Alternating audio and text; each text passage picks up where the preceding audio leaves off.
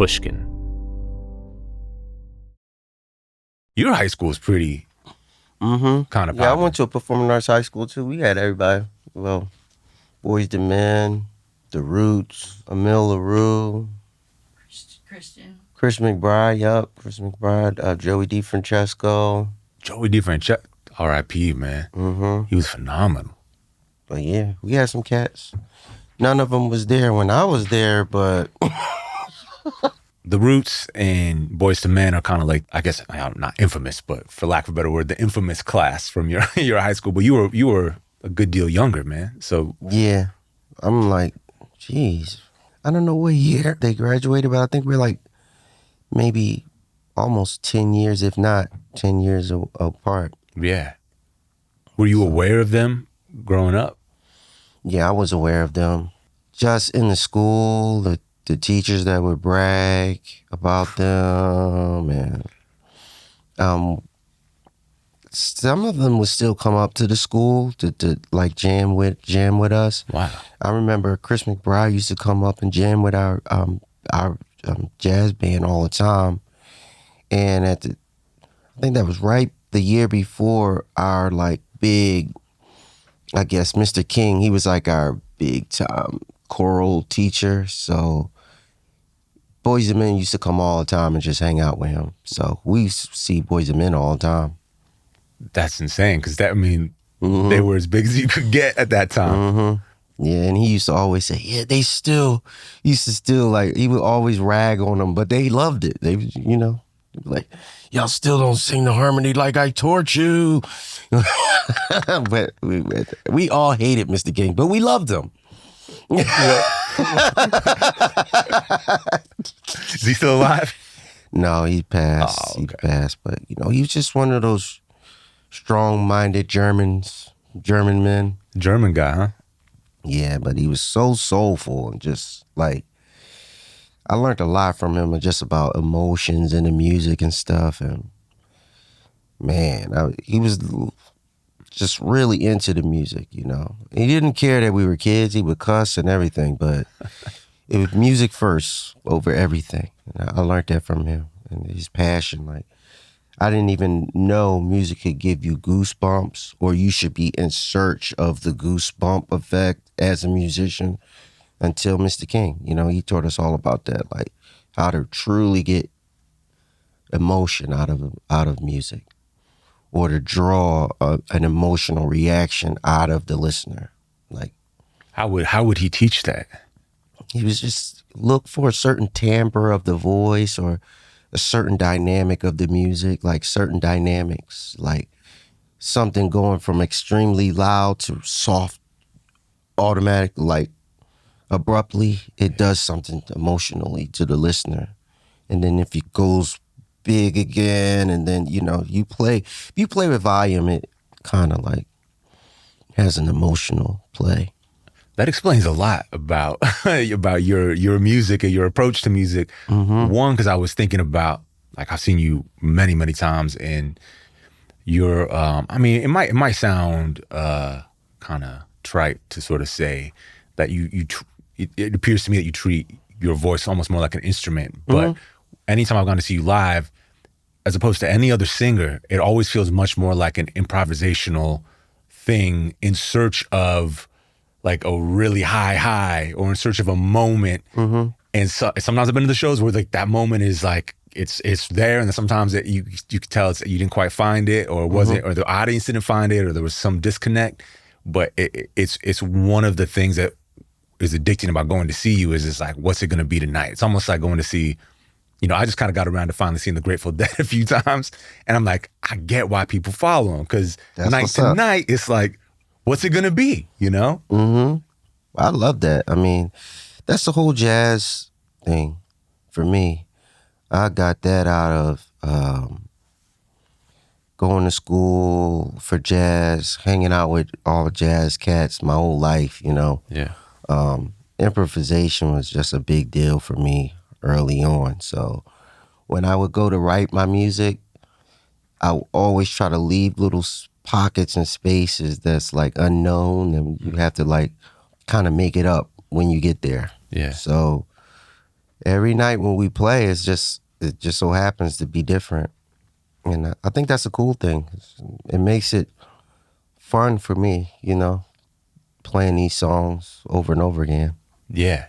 Do you have a reliable way at this point of like a routine or anything that you can do to sort of get you closer to achieving something than not? Like to start to like get ready for the show or something? Yeah, start to get ready for the show. Is there anything you can do that you feel like, even if it's just like, like an athlete might have like a little ritual that's like, might not even be real, but like I gotta wear my green socks or whatever. Or it might not be that silly, but. No, I don't.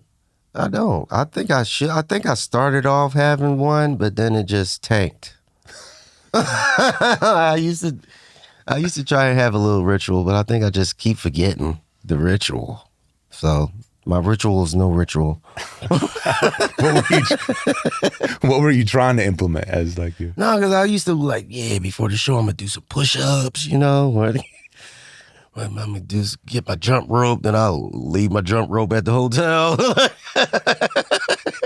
Oh, we don't have enough time to do push-ups, or I'm like out of breath.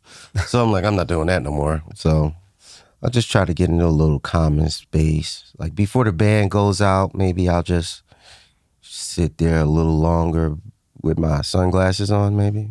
I don't know. Yeah. I just try to get into a void place where I don't really care no more. And what do you think that brings to what you do? It just takes away from the expectations and trying to prove something or really caring to, and just get up there and do what I do. I see myself as a channeler, when I'm going up there, I'm kind of channeling from my higher self or like my perfect self. So I kind of like try to forget my earthly self. You know what I mean? Yeah. Try to forget everything. Yeah. So that helps bring you into get rid of expectation, bring you into the moment. Yeah, when it works. Sometimes I literally forget everything and then I forget the words and then but when it's right on, I forget all of the negative stuff. That's great. Is it a similar approach in the studio when you go into the studio? No.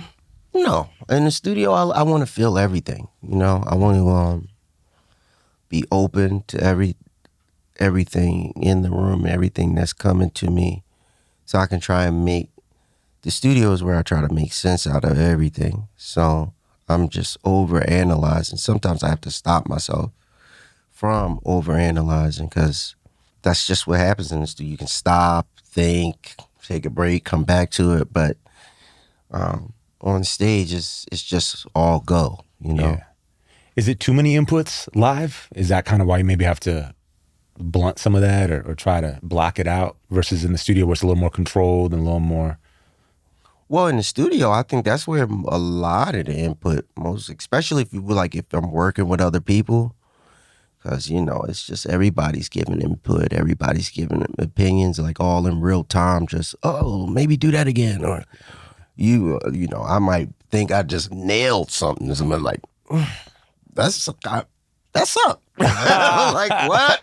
And I gotta battle my ego, like, all right, I'll do it again. You know what I mean? So, in the audience, if somebody says it sucked, I'll be like, great. Let's let me stay on that note even more. Like it's like I'm gonna smear this suck shit in your face now. You know what I mean? I turn into the villain maybe on stage, but in the studio, I'm just very analytical of everything. I'm like, I sit with everything. Has that been true your entire recording career too, you think? Or has that changed a bit from when you first got in the studio with your first album, Firstborn Second, to Just Brightness now? I think it's changed as far as like who I bring in the studio to give me that their opinions. When I first started off, it was like I didn't have to say who was in there giving me their opinions. Everybody felt like they were there to mold me, and I was just to listen. Yeah. So that's got to be a weird position too. Yeah. It took some getting used to, especially when I first started recording, because I came straight from university, college, just straight artsy kind of thing. And I think when I first started off, I was a lot more defensive because of that, because I was just very militant on what I wanted to do, how I wanted to do it.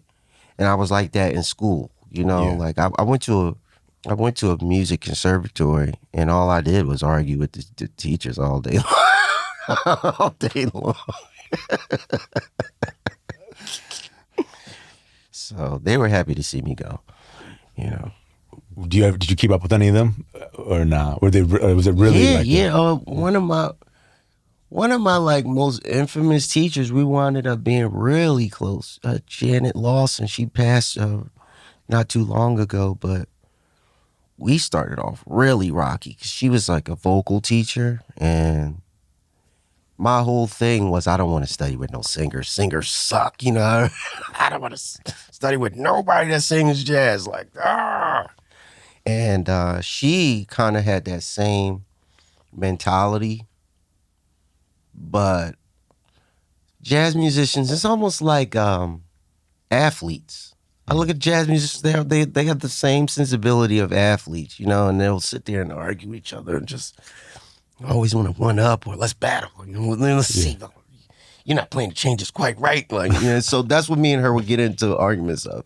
I don't like the way you sing over that. And I'm like, this is jazz. I can sing it over however I want. And she's like, yeah, but you're not singing the chord changes. And it's like, my whole thing was, I would go to jazz theory class and be like, yeah, but you do know this is theory. So you're just telling me your theory of how to do it. I don't have to do it like that, though. And that would just, woo! That would kick off, especially for like the older jazz musicians. Oh, come on, man, it will almost be like, all right, let's end the class and go out and take this outside then, young man. Turn it into whiplash. But they remember me because of that, A lot of times in university, the students don't really challenge the teacher, And when they are, they're like shut down. So right. I just refused it. And, I didn't really want to do vocals anyway, and I felt like I was. What did you want to do? I wanted to be a musician, but the musicians didn't want to accept me. So I was just like a mad villain, just walking around this grumpy. That's painful, man. Like, hey guys, I can scat. Like, no. It wasn't until I really started like, man, I'm gonna start learning changes just like the cats, where it started to work out for me. And then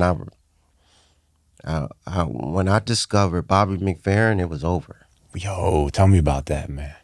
Like Bobby McFerrin was just, he didn't even use words much. And I was like, that's my stick right there. Like, he really turned his voice into an instrument, and that really like, it turned the light on in college for me. Oh man, I gotta dig into some Bobby. Yeah, he did a whole album, the one that really like got me. He did a whole album with Chick Corea, just him and Chick Corea. What? And it was just magic. And a friend of mine, Robert Glasper, we went to college together, and we got to see Chick Corea and Bobby do duet at the Blue Note, and it was just, boom, just like, wow, wow, wow. When did you get put onto him? In college. All right, I knew Bobby McFerrin from the Don't Worry, Be Happy, right?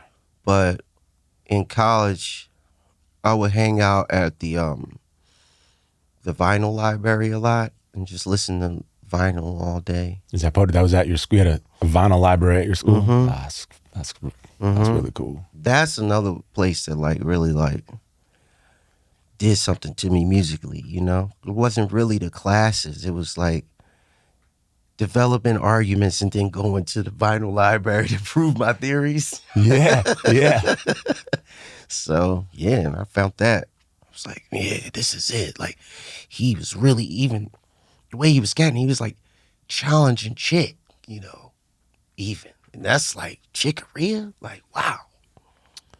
The bottom of fairness, nasty work. That's really wild. Because, yeah, all I knew him for was Don't Want to Be Happy as well. And I loved that as a kid, by the way. Great. I mean, I still love it now, probably. It's great. I mean, even though, you know, man, he Don't is Want to like Be Happy was a number one jam. You know, I mean, Public Enemy kind of turned me off for a minute, but it's still. Not only in the jazz world, but also even in the classical world, he's like an accomplished Violist? Yeah. Really? High up. Wow. Have you gotten to hang with him?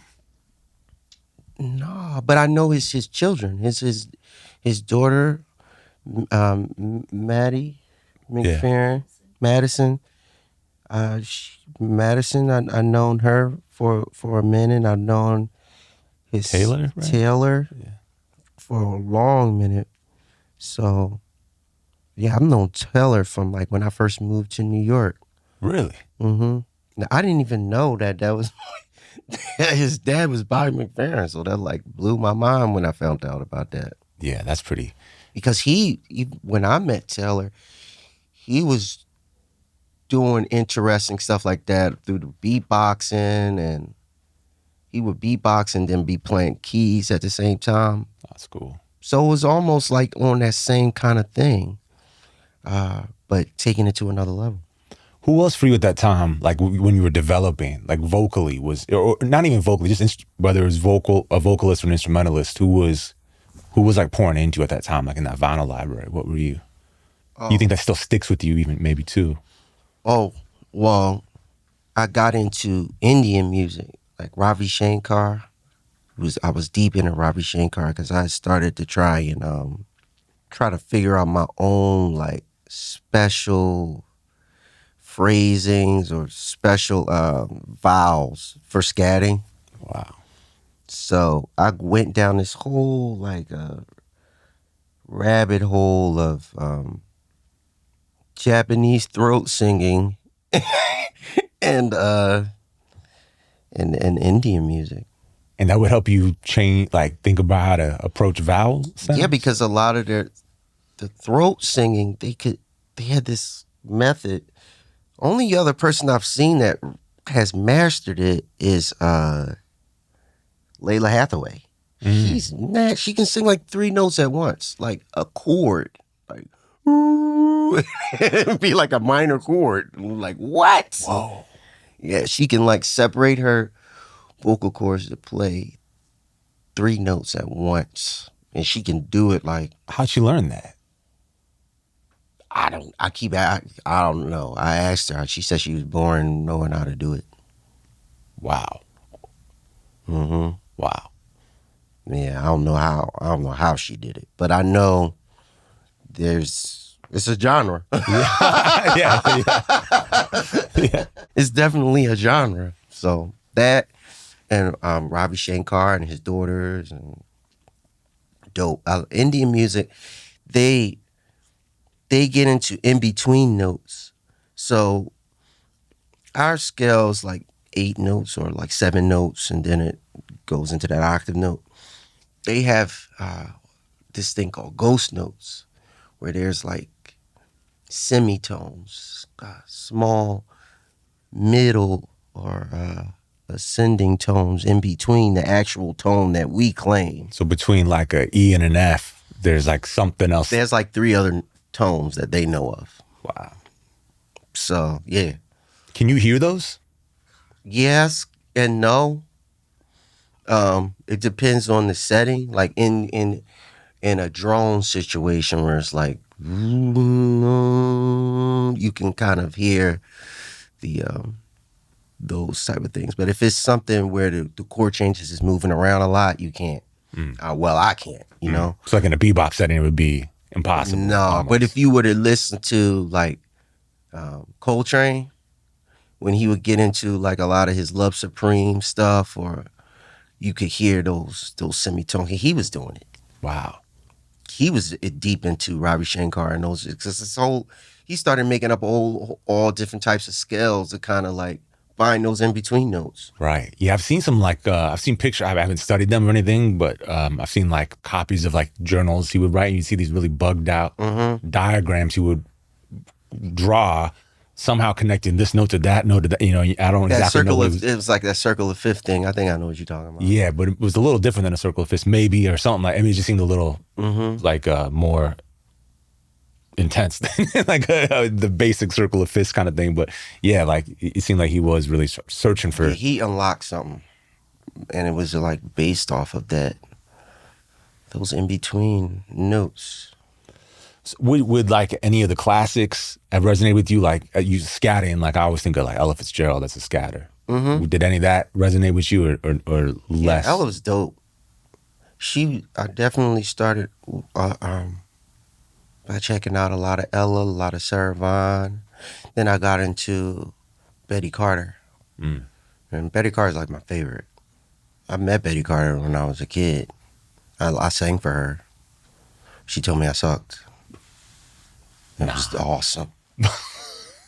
What was the context of this? Oh man, it was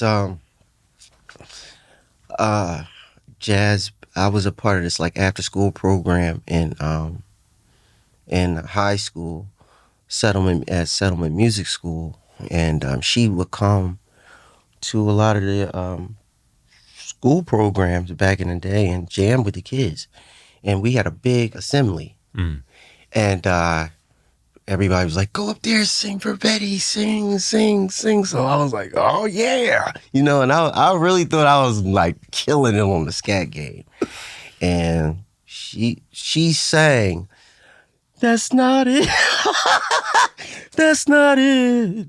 You're singing too many notes. You're not giving the people a chance to reminisce."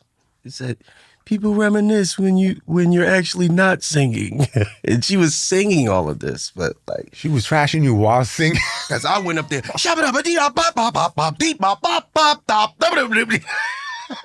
was going in, and she was like, "Nah, baby, it's too many notes."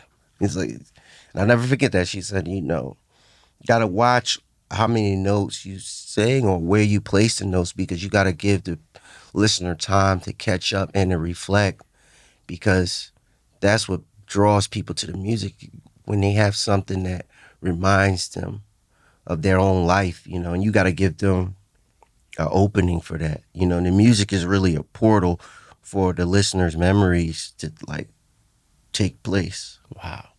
What do you think about that as a? I didn't know what she was talking about as a kid, but like now, I don't know. I never forgot that, and now as a writer, as a producer, that's like the main thing I'm thinking of when I'm in the studio. Like I want the listener, this song, to be some type of a time capsule for them, you know? Yeah. I was thinking about when you first came out, how we were kind of in an era where people didn't really respect virtuosic talent, you know? Like I don't even know if Kendrick Lamar could have been as popular as he is now then. What? And not, you think so?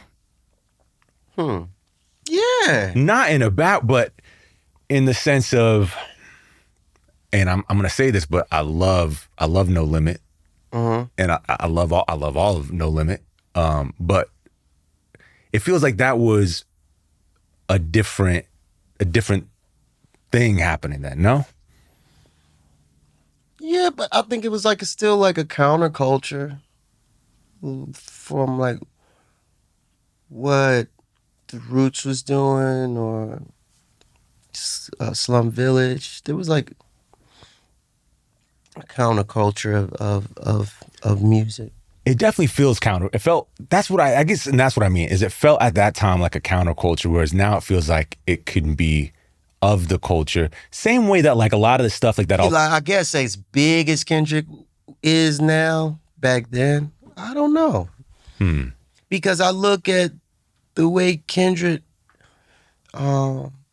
is very intentional about the art and very, you could tell he thinks about it.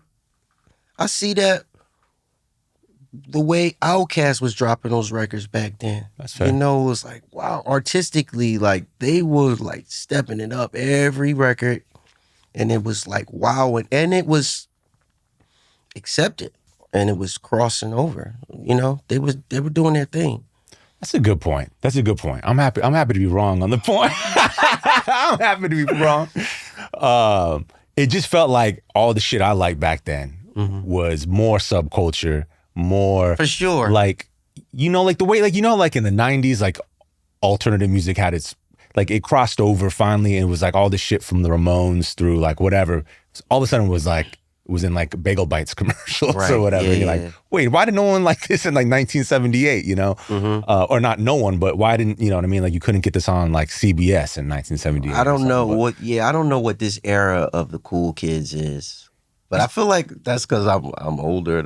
I don't know. But it also seems like people really, maybe musically at least, accept, like I think about like how a Thundercat has like, it seems like the fact that a critical mass of people can accept that level of talent is a good sign to me. You know what I mean? And so it does feel like we're in an era of people really recognizing, musically at least, like superb, supreme talent. Yeah. You know, even the like, I don't know, whatever, not to get controversial, but the backlash against Drake or whatever, you know, it's like, yeah, I like some Drake music, but but it is also in some way a positive sign, you know, and there's not a lot of positive things, you know, there's not a lot of things pointing towards a positive future so much necessarily always, but that feels like one of those things where you're like, it's like a cool bellwether for what could be, you know?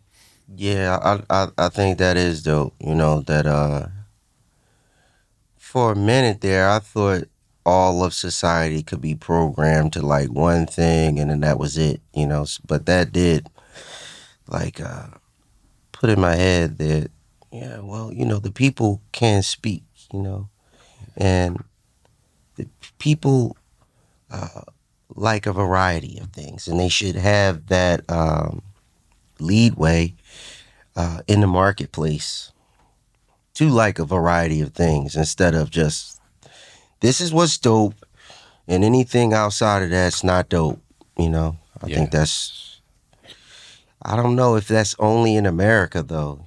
You think? Well, it seems like outside of America, people have always been a little more open, you know? I don't know, right? Like, and I think that's just a marketing thing. Definitely think it's a marketing. I think people, including Americans, think Americans are stupid. So even we market, Americans. I think we market to ourselves like we're idiots. You know what I mean? Like we can't make decisions, you know? Like we find boxes for things because we're fucking idiots. Because it's a marketplace. Everything is a marketplace. Everything is to be sold, you know? You just got to find the right marketing pitch. I can pick up a piece of dirt off the floor and, you know, if I got that gift of gab, I'm going to make some money. Yes. It was funny. Like I got I put out an interview with Daryl Hall and they got a bunch of pickup because like I asked him, so, you know, it's interesting to me when I listen, I wasn't around when Hall & Oates was hitting in the late 70s and 80s and or when the Doobie Brothers were, but you know, I listen to that stuff now and you're like, this is clearly just white dudes that loved R&B. Yeah. And just making R&B. And, you know, I was like, when I was talking to Michael McDonald once, he was like, yeah, like Warner Brothers didn't know what to do with us because we were white dudes, so they wanted to market us to rock radio, but rock radio didn't want to play us because we sounded like R&B, like black dudes, but like Warner couldn't get it in their head to like play us on black radio, but finally some black radio promoter at Warner was like, this has got to go to black radio. Right. Black radio started playing it, but then, you know, the labels just started calling it adult contemporary or soft rock or whatever, you know, AOR, album-oriented rock, like they would have these phrases for it. So I was asking Daryl about that. He's like, yeah, well, fuck yacht rock. Like they try, you know, they're trying to like, and you're like, I kind of see his point. Like Here's a dude, he just loves Philly dude. A Philly dude. Yeah, I know he kept it raw. He kept it raw. He kept it raw. You know, he just loves R&B. And this poor guy has to get, labeled yacht rock or whatever, you know, and I felt his pain, you know? Like, yeah, man, that's the way I felt about neo soul. Like, fuck, what is that? Like, it's just a marketing term. Like, I felt like we was just cats that loved hip hop, but found those 70s instruments that were used from those records that we were sampling, and was like, well, let's just use those instruments. Yeah, instead of sampling, let's just pull out of Rhodes. Right, instead of getting sued on instead of not making no money from the track because they're taking all of the publishing, like, let's make up our own loops, you know? Yeah. And use those instruments. So try to figure out how they recorded it to get that sound. I thought that's what we were doing, but it still had it had the integrity of soul music. So it still had that soul in it. Yeah. So why say it reminds you of soul, you know? That's a good call. Yeah, it did have to your point, it had the feeling of what, whether it's like in the 70s, like a soul man, like what it was like. You felt when you heard the term soul man, you feel like that's a stand-up brother who's gonna, you know what I mean? Whatever. Like it did have that. Like these are people really serious about their what they do. Like it's no joke. So it had that, but yeah, to just call it neo soul and then for that to become like a thing of you guys just making derivative music, like that's crazy. You know? I think this labels on music sucks because it keeps you in a box. It keeps the listener in a box, and then it forces the artist into a box because they want to still try and make money, and they think that audience wants to hear whatever's in that box, so they don't want to go out of that box. So it just everything in that box, if it gets played out, nobody wants to hear it no more. The whole box gets just thrown out. Yeah, absolutely. I don't know how we got it, but that brings me back to what I was gonna say, which is that this album is cool because it sounds in a lot of ways like almost like what would have been like the natural progression for like maybe like your third album if your second album hadn't gotten shelved. But it also is very, in so many ways, also like out of the box for what we think of as a Bilal record, like this like Sunshine, which is like, I don't think I've ever heard anything like that from you, and it's incredible, you know? Yeah, well, like I said, I don't know. I mean, when I go into the studio, I'm just making stuff that I like, that feels good, and that I'm challenging myself. Yeah, I call them beautiful mistakes, especially with this album. We were just doing a bunch of accidents, or in the studio, like doing something. And then out of nowhere, like something will fall on the keyboard, or like the guitarist will be playing and kick a chord, and something will go. And we'll be like, "Whoa!" But what was that? I'm like, erase everything, but keep that part. Let's start from there. That's amazing. And from that, it would turn into something else. It was like just a bunch of adventures that kind of happened by accident. Just like this little inquisitive kids, Who were you in the studio with on this album? On this album, I worked with, Robert Glasper on a track. I worked with my core people that I've been playing with in my band for years, Tony Whitfield, and Simon. I always forget Simon's producer's name, so he's going to smash me over the head. Flanify. Okay. But incredible. This is all young musician. Yeah, he's a guitarist. Yeah, you're a guitarist. Yeah. And guitarist, phenomenal producer. I worked with Kareem Riggins. It's amazing. Ant-Man Wonder. Is also an awesome producer from Philly. I think he's out here in LA now. And Tariq Khan, who's a producer in Brooklyn. So these are just all my friends, really. I forget Simon's last name, but he's plays in Hiatus Coyote. They're good friends of yeah, mine. yeah. Marvin. Simon Marvin. Simon, if you watch this dude, I love you, man. I just don't know anybody's last names. Sorry. And was a lot of the writing done in studio, or did you have a lot going in? On some of the songs I would write alone, but I also worked with my two writer friends, Hezekiah.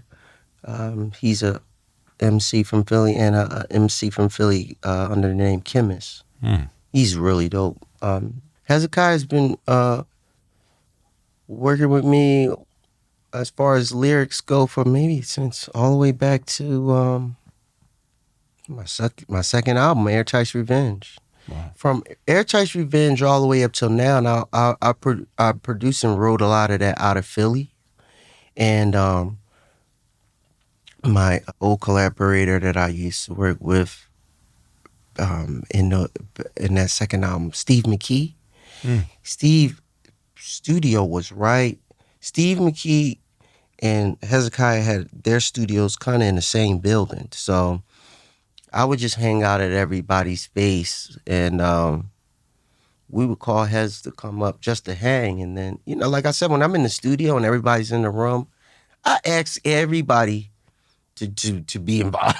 Yeah.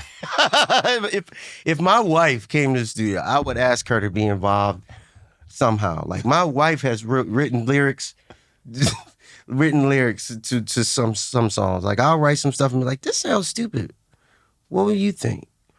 And because my wife's a good writer, but she really writes like essays and books and stuff like that. But wow. I ask anybody.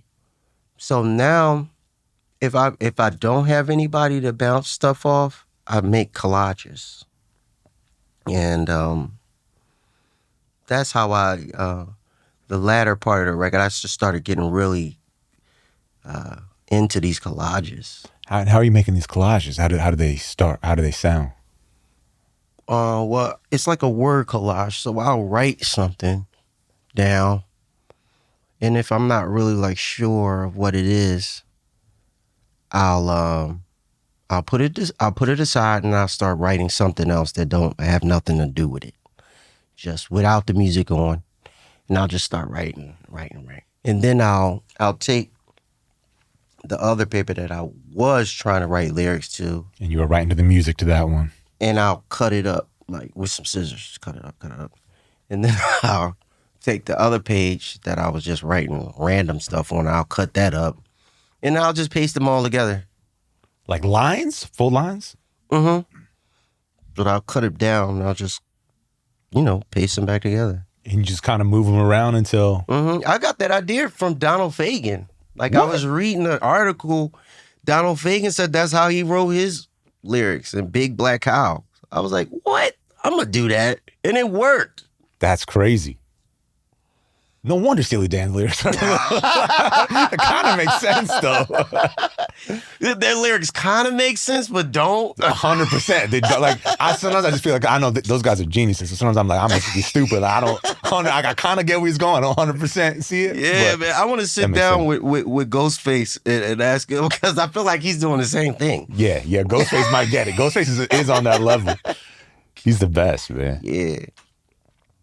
Earlier you were saying early on in your career, you felt very much like dictated to, in a sense, very much like you couldn't, maybe you were hemmed in and unable to make decisions for yourself, or maybe I'm extrapolating too far. Yes and no. I felt like it started off as, we want you to just get in here, do something different, do something crazy. But then when they were like, wow, that's too crazy, we need to figure out how to bring it in, reel it in, This is like Interscope as a... Interscope, or I wasn't signed direct to Interscope, so it was like a production, I was under like a production company. Mm-hmm. So it was kind of... Who are you under? It was a production company called Moyo Music. So It was like 3 people. Where they were the James and Tume's sons.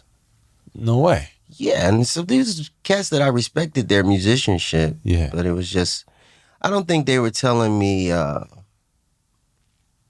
we need to dumb you down to make you pop. They were just like, this is so out. How are we gonna sell this, man? You know, it's like, is there a version of your first album that is a little like? Are there versions of those songs or other songs that are a little more? Yeah, there's lots of songs. We did so many songs. I do so many songs for records, and then I just sit back like, what of this is a record? You know? Wow. Especially for that first record, we did so many songs, worked with so many people. Wow. Like I did like 4 songs with Dilla, but we only on the first album? Yeah, but we only chose one. And then when I went to do my second album, I came to the label to have Dilla do the whole album. So before Dilla passed, we were working, like I was at his house. Man, it's like we did like 6 songs, like in Detroit. Mm-hmm. And then he moved out to LA.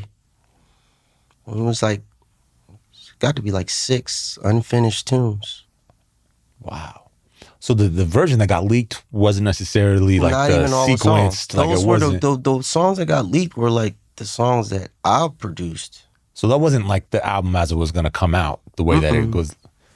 It was just whoever was working with the people that were mixing the album, they just bootleg some of the stuff that, like the unfinished mixes. Yeah. Of the because Dilla mixed all his stuff himself. So like I said, he had started getting sick. So we just went in and started mixing the songs that I had produced, and those were the ones that got leaked. So Sorrow, Tears, and Blood, was that you and Dilla? No, that was just me. That was just you? Okay. Because somewhere online, someone said that was Dilla, and I always... No. Nope. I produced that, but I was bringing in a lot of different people, like, to kind of be a part of it. Like Zap Mama, Common came and he rapped on the last half of it. But it was for a Sorrow, Tears, and Blood project. They were doing a Fela Kuti project. That wasn't even for my second album. Really? Around that time, that's what had happened. I convinced the label to allow me to produce 6 songs by myself, and then let J Dilla come in and produce 6 songs, and then we would make an album. And they were in on that? They were in on it until they heard what I was doing. Did they hear the stuff that was leaked? That's when they leaked it. What didn't they like about it? They didn't like it, but then when it got leaked, ironically, they came back and was like, this stuff's amazing. I was like, what? Yeah, it is amazing. It's like incredible cuts. I mean, what was Jimmy Iovine like? Oh, man, that's hilarious. Jimmy didn't know what to think about it. He was just like, this is not R&B. So then I was like, well, what's R&B then, Jimmy? So he would be like, okay, you want to play that game? Let's get Dr. Dre in here. So Dr. Dre was like, this ain't R&B, it's a hybrid. I know exactly what it is. So sign to me. And I was like, okay, how do I do this? And in the midst of that, I guess somebody that I don't want to out anyone, but when they heard that people that they thought would say it sucked was like, actually, I could do something with this. It got bootleg. So someone blocked you from signing to Dre? I don't think somebody blocked me from signing to Dre. I just think once I started working the project with Dre, the music that I had already worked on got leaked, I guess in an effort to have me just start from scratch. You know what I mean? Damn. That's the way it came to me. It was like, oh, everything's leaked, so I guess we got to start from the top. And I was like, what? But theoretically, you could have started from the top, but you said fuck that. Yeah, I mean, I tried, man, but I felt like I was doing a whole new album. I just kind of lost where I was at, what was happening. Yeah. You know, and in the middle of that, like, the business side just went into a stalemate. I think the production label that I was under kind of changed homes.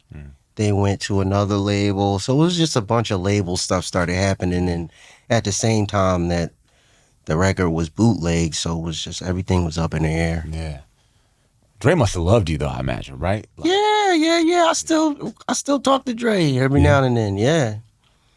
So you guys make music still? I don't know what Dre's doing, but I know maybe one day still. I love Dre. I love everything he's doing. And I think the last time I saw him, I had went into the studio to hang out with Anderson .Paak, and he came through, and we were just hanging. Damn. So, when you went into the studio with him to do the stuff on Firstborn Second, I guess you would have been in high school when The Chronic came out, or close to. Was that like in your? Or did you kind of some people on the East Coast, I feel like, missed that a bit. You know what I mean? When I was in high school, I knew of The Chronic because my brother was big in hip hop. But when I was in high school, I was kind of like a jazz snob. Like, I was like, nah, man, you know. Only thing that I really like was like, oh, that's kind of hip is like Tribe Called Quest, because I knew the jazz samples, you know. I was kind of a prude. But by the time I got to the second Chronic, I was already in college, and I was loving it. So by the time I got to the studio, I was full on like ecstatic. Like, yeah, some of there with Dr. Dre. And it's crazy, you know, they always say, you really want something to happen, you write it down. And I had literally wrote down all the people that I wanted to work with, and I worked with all of them. Wow. And so that was crazy. It was in there. I was just like, this is magic. Go. And I felt at home because Scott Storch was there, and Scott Storch from Philly. Of course, a Philly guy, another Philly guy. Right, of course. So we was just in there high-fiving. It was awesome. Damn, and had he heard of you by that point? Like Scott, or did he know you from Philly? Yeah, I knew Scott from Philly. Gee, that's crazy. Mm-hmm. So it was great. That's amazing. Mm-hmm. Questlove tells a great story about how Sometimes came to be in the Glasshaus record or live session. I don't know how you want to frame that, which is an incredible. I mean, it's streaming, so people should listen to that and watch it on YouTube. It's phenomenal, so well done. Directed well, performed well. Everything. That's an incredible piece. Thank you. But Questlove tells this pretty funny story about how Sometimes came to be. Oh, yeah. Can you tell that from your perspective? Well, by the time I had came to the studio, they were kind of like already joking around playing the record. And the way Amir and James produced, it's kind of like just one big jam session. So they were just in there laughing, joking, and I came in, just got on the mic and just started freestyling over top their banter. They were poking fun at Common for missing out on the role, maybe to Mos Def, Yasin Bey. Yeah. And you know, it was just a bunch of laughing and joking coming on, you know, and different switch ups in the music they would do as jokes. Yeah. You know, they'll play a ton of different shapes of, and then at the end they'll be like, all right, you pick from that, and then we'll come back and make it a whole track. Yeah. But when I heard them, I didn't know it was a joke. I just ran right in there and started singing along. And they were like, hey, what is this? It's working. And some of the freestyle, I changed some of the lyrics, but most of Sometimes was just right off. Sometimes I wish I wasn't me. Sometimes I wish I was drug free. I was just, I thought I was just going in with the banter back, you know? So, yeah. That's incredible. It's like a freestyle song. It's insane because Questlove says it's at the end of his story. He says it's where he's like, y'all were mixing up Umi Says to make fun of Common with Bills. I think from Destiny's Child because it was the Carmen movie that Beyonce started. Yeah. So, but he said, but then at the end of that, he says, yeah, it was one take. The core of it, most of it. It's insane. And then I just went back in and put background vocals on there, and then just like some of the lyrics, I changed some of the lyrics, but like I said, most of it was just that. Was it much longer and you guys had to like trim it down? Yeah, it was like, man, it was almost like 8 minutes. Wow. Of just bam, bam, bam, bam, and then going into other stuff. But it didn't have a bass on it. It was just Amir playing drums and James on the keyboards. And then later on, they had Pino Palladino come in, and that was one take.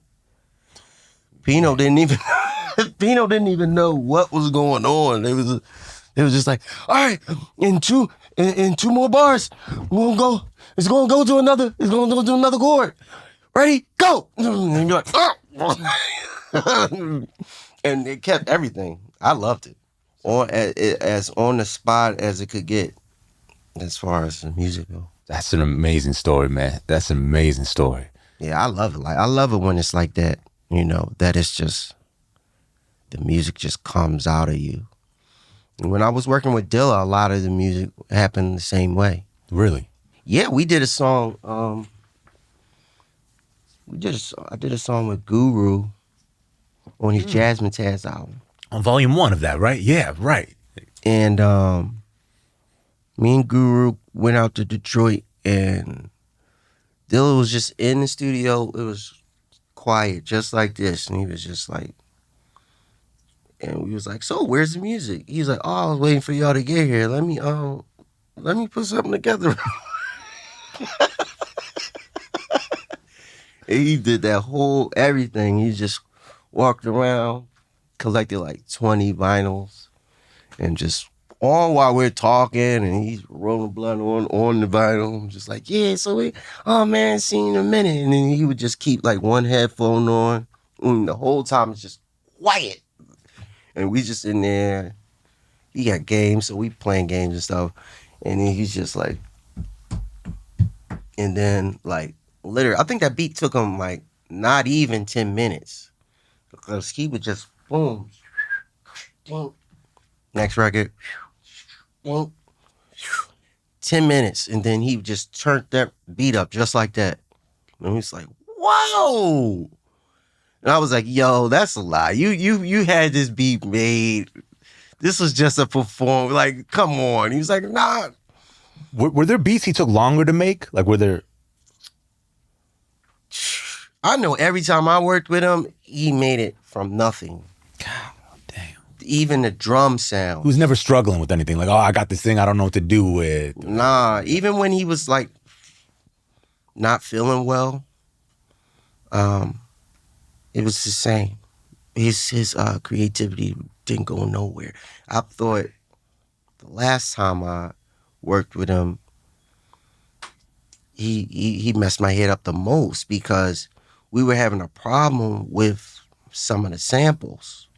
One of the A&Rs from the label had came with me that time, and we were like talking about some of the stuff and like clearing the samples, and he was like, what? I'll replay all this.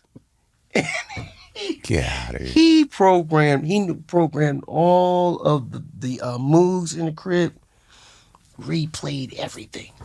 What? And I was like, what? I didn't know you knew how to play bass. What the hell is going on? And he said, I don't know how to play it. So did he actually know, or had he just listened enough that he knew? Like he said he didn't know, but I was like, yo, you playing that. You killing it. He was like, I just know how to find the sounds that I want. Damn, man, that's amazing. And the crazy thing was, the label had flew James Poyser out the next day to kind of replay the stuff that he sampled. And me and James was in there like, what is going on? Like, how did you... James was like, I'm out. I'm leaving. Like, free y'all trip to don't LA, even need whatever. me here. Just chilling. That's crazy. It was like because we thought James was like the man at finding programming the Moogs. Yeah. Dilla just got up and was like, wow. Got the exact sounds like from beep. You know, on the Moog, it's just that one noise. Yeah. He blew my mind. Jesus. That's wild. And man. did it just as fast as he would do chopping the beat. I was done. That's really wild. I want to go back to the idea early on. You were talking about what was your high school teacher's name?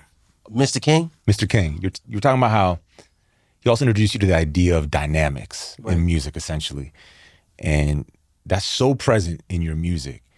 And you do a version of Since I've Been Loving You by Zeppelin. Oh, yeah. That's like, that song's always floored me because, again, the dynamics where they go up and down with that song is and then the version you do, and there was one you did at like a Roots jam or something. You do Since I've Been Loving You into Everything in Its Right Place. Mm-hmm. It's unbelievable. I sent it to Kirk this morning because I was like, dude, y'all are ridiculous, man. Oh, yeah. You guys are ridiculous, man. That's the cool thing about the Roots. They encompass so many styles of music. Yeah. I was always inspired by them, you know. Like I said, coming up in Philly, I would search out the Amir jam sessions, you know, because he would have these impromptu jam sessions around the city, and I would just try and find them. And ironically, like, that's where I met some of the cool musicians that I know to this day. Like, I was just always, I think, drawn to that. And I always tried to keep that element. I always saw what the Roots was doing as like kind of the blueprint of what I wanted to do. I felt like it was the gateway to push what I had absorbed from college and jazz and how to like fuse that in to, you know, the popular culture, I would say. You know what I'm saying? Absolutely, yeah. I felt like they really were doing it, man. It was just inspiring. And to this day, Yeah, man. I got to put in a request that you and Kirk do a project together, man. 'Cause there's also another video. I can't find it anymore, man. But I ripped it, so it's somewhere. I have it in my hard drive somewhere. You guys on Fallon when it was still the Late Show, doing the Root song "The Other Side." Maybe about 10 years or so ago. Oh, yeah, with the strings? With the strings, but there's a bit at the end where you and Captain Kirk just go, like, are just trading back and forth, and I've never seen anything like it. It's like chills. Yeah, yeah. I mean, it's cool when there's musicians, for me, that can set up that environment where you feel like, wow, I can jump off this cliff and I'd be fine. You know? Yeah. Yes. Yeah. And then nobody's going, no, don't jump. Do you find it hard to find musicians? Because I mean, like, you are a guy. You just strike me as a guy. Just from listening to you and seeing you, like, it's like I feel like you'll go further off the cliff than anybody. You know what I mean? Like, is it hard for you to find people that like? I'm like the Lenny Bruce of. Yeah, for the young heads, they won't get that reference. But yes, you're the Lenny Bruce of R&B. You're getting arrested on stage for taking it too far, man. I don't know. I mean, that's, like I said, that's the jazz thing, and then it's also the punk rock thing. You know, Bad Brains is like my favorite. Yeah. One of my favorite groups of all time. And I mentioned my boy Chuck Treese because he used to play drums in the Bad Brains. And he's like my OG. I met Chuck at Amir's house, but then we got really close when we were roommates in D'Angelo's band. Wow. And you were in D'Angelo's band? For a summer. Then I got fired. Okay. But that's how you make What'd you get fired for? Wait a second, don't. I was just a horrible background singer, man. I've seen you sing backgrounds. But I was like so into what everybody else was doing, I kept missing my parts. It wasn't that I couldn't sing the parts, but it's like Amir's on drums, Roy Hargrove's in the trumpet section. Okay. Like, Yeah. I got D'Angelo's playing keys, and this is like me right out of high school. I'm just looking around at everybody. Oh my God, this is so bad. And then I look, and D'Angelo's giving me the death stare, like, you missed your note again. And I'm like, oh. Yo, And he was like, yeah. Who fires you out of D'Angelo's band? Like, how does that work? I think D'Angelo fired me, man. But it was very friendly. He said, you need to go get a record deal.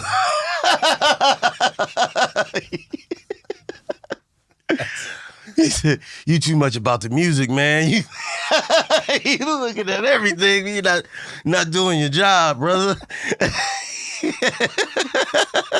So much about the music, you fucking up my music. That's crazy.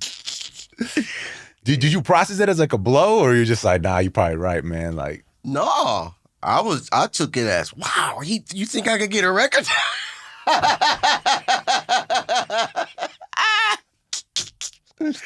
Hell yeah. is that how you knew Kedar Mossenberg? I met Kedar, from that process because I had started putting together a demo. With the guy with the drummer from the Spin Doctors, which I gotta say, I never knew that. Yeah, we went to the same college. The drummer from the Spin Doctors, Aaron Colemas.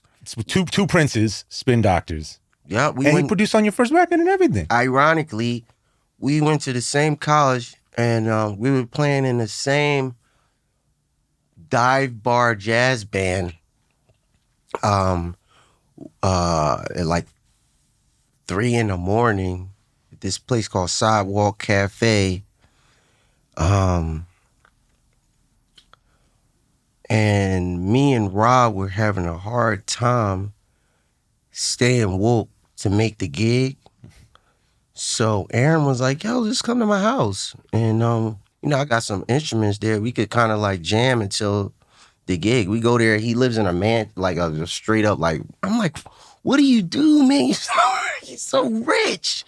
Because I didn't know anything about the Spin Doctors. And then he was like, dude, he didn't even tell us until like, I don't think he ever told me. I just kind of found out about that myself. He didn't have like records on the wall. No, it was just like a regular house, but he had an ill studio. Wow. Just like, wow, like how you got all this stuff? And then I wrote a lot of like my first songs on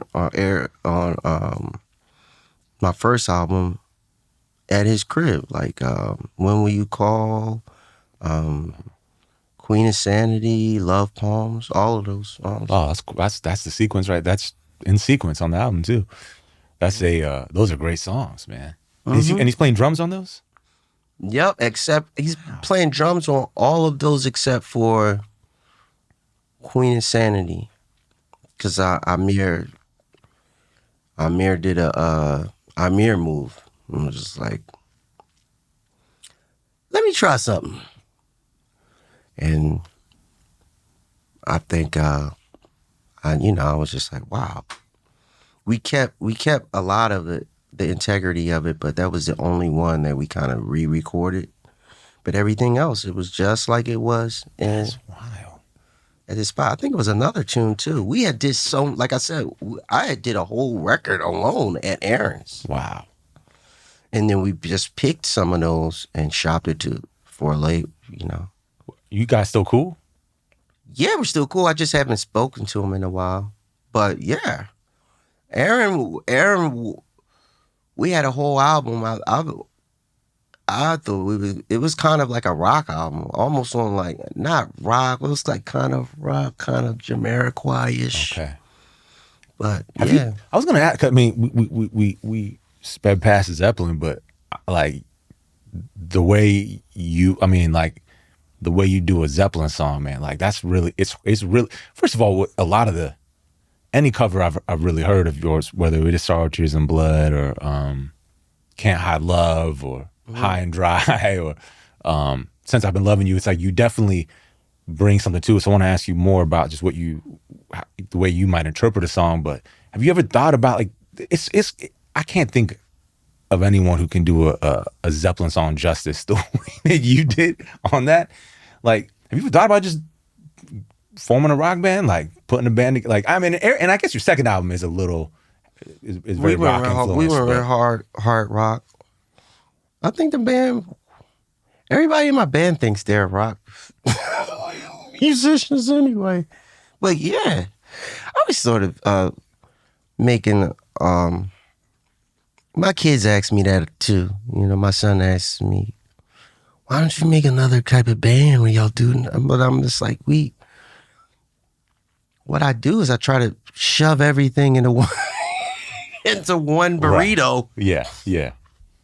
But it's just so fun to hear you do that genre because it's like, yeah, I would love to go full on into that genre and into the jazz world too. You know. Yeah. Like a lot of people don't even know that I sing jazz. We would like to do like a straight up I used to, but then I'm like, what the hell is jazz now? It's a lot of things. It's what I'm doing. Yeah, it is kind of what you're doing now. So I don't know. Rock would be cool though. Yeah. Is there a part of you that wants to? The amount of time between this record and your last record, it's almost the amount of time between. Yeah, it was a while. Your first and second album. Mm-hmm. Is there a part of you that is happy to just put stuff out every so often, or is there a part of you that wants to? It sounds like you have a lot of stuff too, like yeah, no, so it sounds like you could be releasing regularly. Not to, I could put out. I could put out an album every 2 years. I could. Why are you depriving us? I got so much music. Why are you depriving us? I don't know. I mean, I just wanted to be done right. You know, I've been putting music out. And not satisfied with the way I put it out, that I'm just like, man, I want it to be done the right way, you know. With this album, I put my own money into it to make sure I kind of like did it how I was envisioning it and make it kind of work. But I don't want to go broke. No, you know what I'm saying? Nah, definitely not. But it is a good album though. If that's for sure. I insisted on it. It almost feels like the most, even including the one that I guess that got leaked, but that's not fair because that wasn't really what it was intended to be. But it does feel like the most cohesive project in a sense, you know, where it's like it just feels like there's a through line, and you could just start right back at one, like you could just loop it, and it's like it feels like it's like a circle. It just doesn't stop, you know. It has that real complete feel to it, you know. Yeah, I mean, this record was definitely a labor of love, you know. A lot of it was done in my own, like, personal studio, and just wasn't a label thought of, I'm doing this so I can kind of, because a label, like, signed me to do it. It was just something I was doing. And then I was like, I want this to come out. Let me go fish for somebody to help me. You know what I'm saying? Yeah. But I don't want to do that no more, man. I feel like I put together good projects and I just have to find a good home for it, you know, so that I can just put it out. But like I said, I got mad shit, dude. Mad shit. Man, I mean, I hope you put it out. It just has to be. It has to be right, and that's the way I feel like, because I put a lot into stuff. Yeah. You know. Can I mean, I won't keep you here forever, but can I ask you about Morocco? Oh yeah. I would love. That's one of my number one destinations to go to, man. I love Morocco. The people are very. It's almost like a competition. Like, I'll go to my wife's aunt's house, and then she'll find out her sister. I went. You know, the other aunt will find out that I went there, and then it's like, oh yeah, and then I'm in my mind, I'm like. We're going to her house, and she goes, really? So, what'd you eat over there? Well, now you're going to have this. It's like, everything is great if you're a visitor, because everybody's like, you have never had hospitality like this. You come to my house, I'm gonna give you the best. So I'm like rating everybody's mint tea. You know what's funny though? It doesn't sound too different from like just like a black family in America. Yeah, like, absolutely. hey, you went to that auntie's house? Like, why are you like, oh, okay. I guess you came in and didn't come and visit me, huh? Yeah. Like, oh man, you know, like I can't visit no one, you know? And then they feed you and feed you and feed you, and you're like, I'm done. And if you don't know how to say this one word, you have to learn this word, or else your stomach will bust open and you'll just die in somebody's dinner table. You have to learn this word called Safi. Safi, that means enough. Okay. Enough. Because they will just keep feeding you and feeding you. Like, no, more, like Ghostface. more. Feeding you. Like, no, because I mean, they'll make us spread like you've never seen. Wow. And so. Wow. And the awesome thing about it, I didn't gain no weight and I ate so much food. I felt like I was getting stronger. That's when I knew like there was something's up with the food here. Yeah. Because I was eating late at night. Oh man. Just some of these leftovers. Bro, you know? Bro, that's my dream. I might move there just so I could I was eating late at night last night feeling guilty like a mug. I gotta move. And the scenery, you know, I got into painting out there, like really into painting because of so much scenery. And you had never done that really before? I always kept like a sketchbook, but I never like set up an easel. It was just like, I'm gonna paint. Like I'm gonna make a painting. I always had like painter friends, so I would watch them and how they put, and it was always similar to me the way I put my songs together, just like a bunch of collages. Yeah. And so that was like my approach to my paintings. And now I think that's kind of what changed on this last album, because I approached it just like I was doing those paintings, like just throwing shit against the wall and see what sticks, you know, or waiting around for something random to happen that we didn't know how we did it. And then I was like, that's the art, you know? Now let's see what we can do around that. And I think I learned that from the painting. That's incredible. Yeah. And are you living in Morocco or like kind of like? Off and on. Off and I still, my family still has property out there, and I'm planning on, I'm actually on my way back out there in July. So the plan is to live here and Morocco. It's really cool, man. I heard Hendrix back in the day used to go to Morocco a lot. I swear, there's so many mountains and waterfalls. Yeah. Morocco is, I think, the only place in Africa where they have all of the seasons. Really? There's snow. There's like a winter with snow out there. Well, you go up these mountains and there's snow up there. Wow. And what's the music like out there? Incredible. I got into this. It's this transient music that they play called Gnawa. Never heard of it. Gnawa music is music based off of this instrument called the gimbri, which is they make it out of the actual throat of a goat, like, and it's a bass. And they make it from the skin of the throat, and they use the strings, the intestines, because they have this thing where if they slaughter an animal, you have to use the entirety of the animal. So they do other things with like they'll make, if after they eat all of the meat, they'll use the skin, they'll use the bones. Nothing goes to waste. So they've made this instrument, and Gnawa was basically kind of birthed out of the slave trade, the Islamic slave trade, the sub-Saharan slave trade. A lot of the slaves came together, and the way they would remember their heritage or where they came from is through these songs they would create from this gimbri. But when I tell you, it was like I was at a Pentecostal church, dude. I didn't know what nobody was saying, but cats, they're singing songs about Allah, but it's like we're at a Pentecostal church. Cats is passing out. Cats getting laid hands on. They sacrificing chickens. Wow. It's like a full-on Southern Baptist church. Wow. And I was just in there like, wow. Like, I feel like a little boy again.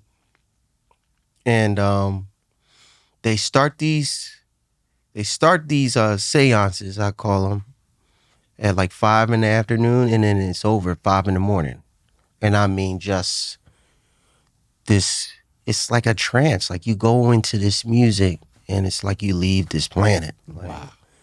And I'm actually going out there in July to play with a Gnawa band. That's amazing. Like a band from out there? Mm-hmm. And you're going to sing? Mm-hmm. I don't know what I'm going to sing, but it's going to be awesome. You know? It's a live thing, or are you going to record? Live, yeah. At the festival. They have a Gnawa festival. They have lots of festivals, music festivals. Man. And Hendrix, that's where Hendrix would go. He would go to those festivals. Man.